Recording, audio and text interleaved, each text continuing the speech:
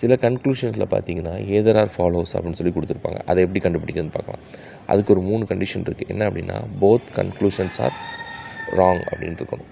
அப்புறம் one conclusion பாசிட்டிவாக இருக்கணும், இன்னொரு கன்க்ளூஷன் என்னவாக இருக்கணும்னா நெகட்டிவாக இருக்கணும். அதில் இருக்கிற வேர்ட்ஸ் வந்து என்னவாக இருக்கணும், சேமாக இருக்கணும். ஓகே, இப்போ எக்ஸாம்பிள் பார்ப்போம்.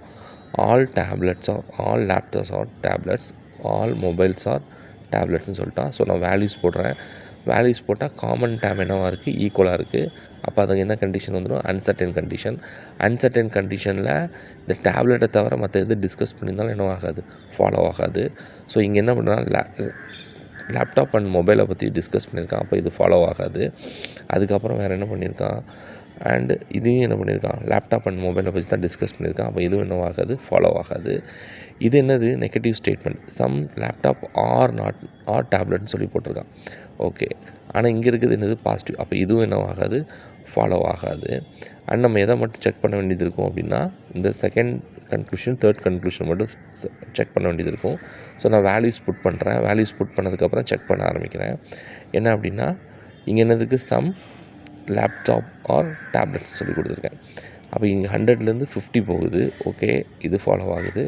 டேப்லெட் 50 அப்போ இது ஃபாலோ ஆகுது. அப்போ நம்பர் 2 என்னவாகும், இது ஃபாலோ ஆகும். அதுக்கப்புறம் இங்கே வாங்க, ஆல் டேப்லெட்ஸ் ஆர் மொபைல்ஸ் இருக்காங்க. இங்கே டேப்லெட் எவ்வளோ இருக்குது, 50 இருக்குது. இங்கே எவ்வளோ இருக்குது, 100 இருக்குது.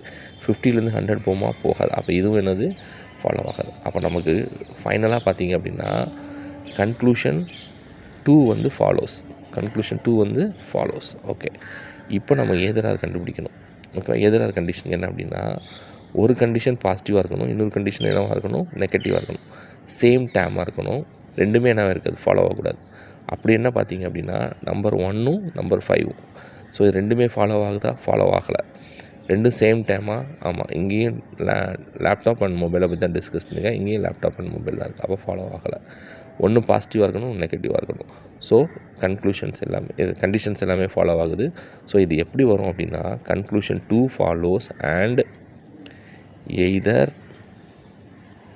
1 ஆர் 5 ஃபாலோஸ் அப்படின்னு வரும். இதுதான். Okay, thank you.